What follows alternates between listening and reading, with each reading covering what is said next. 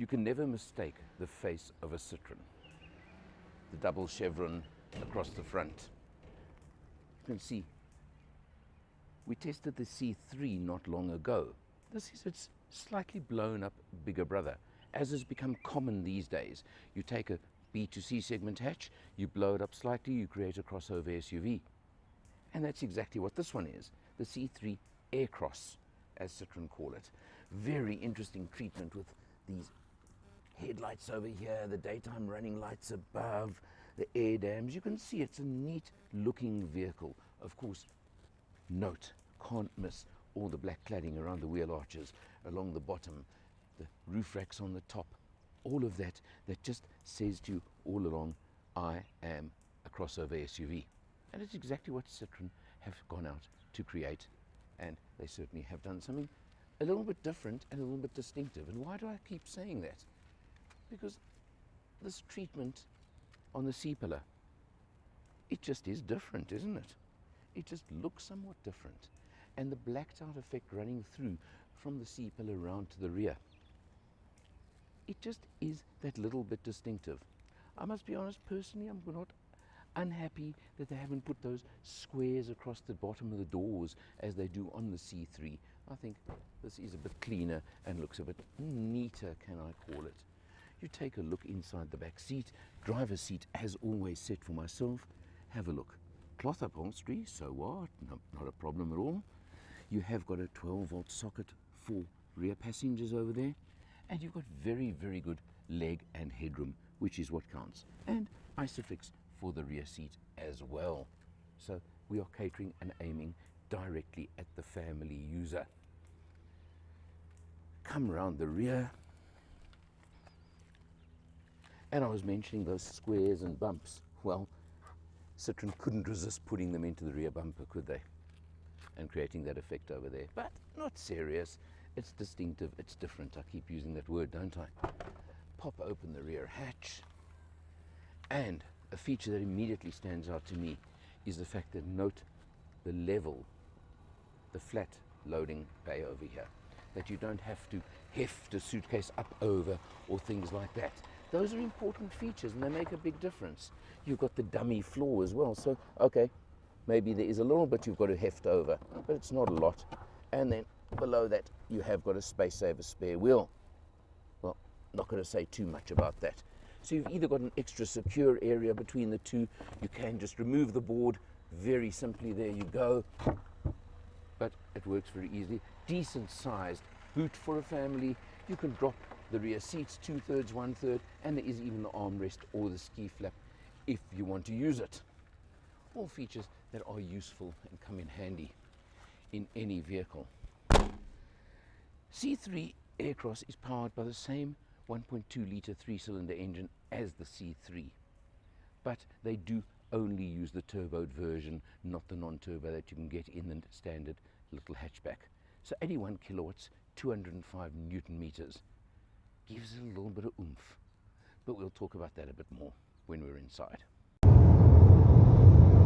Cruising along out on the highway, this is not a good piece of road, so yes, we're getting a lot of tire roar, but there's nothing I can do about that. But this little 1.2 litre 3-cylinder turbo petrol engine, certainly 82 kilowatts, it even feels like a lot more to me on the road, but it belies the performance, it belies the performance abilities of the car, and it just shows, it gets a bit raucous at times when you kind of want to push it a little bit, but you can also enjoy that sometimes and use it as part of your fun, let's say your driving enjoyment, when you actually get to a point of pushing a little bit and getting that little roar that this engine gives when you accelerate hard.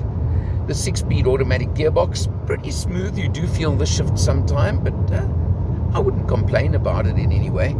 But overall, of course, being typically French, you can see, of course, all the squares on the car, all that the very now Citroen look that they've got, their distinctive look and character with all the squares on the air vents and everywhere else, even on the corner air vents over there. Nice screen over there, gives you all the information you want, including standard navigation. I like that, you know that, so we'll take it. And this funny squarish sort of steering wheel, which we'll show you a bit more of later. But it's certainly a car you can cruise all day. Pretty comfortable, pretty easy, pretty nice and smooth.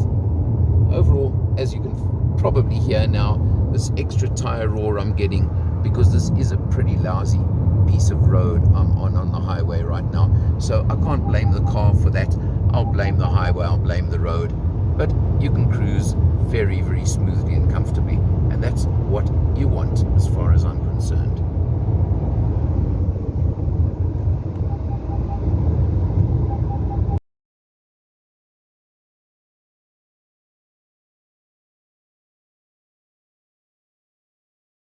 Starting off behind the wheel, as we always do, instrumentation is neat, it's clear, it tells you everything you want, but the pertinent figure I want you to see is over there. We've done about 400 kilometers on this test, I think it is, and you can see that we are averaging 7.5 liters per 100. It's not as light, we've done 340, okay. It's not as light as we'd like it to be, but it's not bad, it's competitive. That 81 kilowatts, 205 Newton meters gives you lots of go. And I want to just stop and talk about that engine right now. Because on the C3 hatchback, and I discussed it with Citroen South Africa at the launch, they said it had been specifically tuned to not be too powerful, too fast. It had been tuned for, can I call it, sedate, comfortable performance.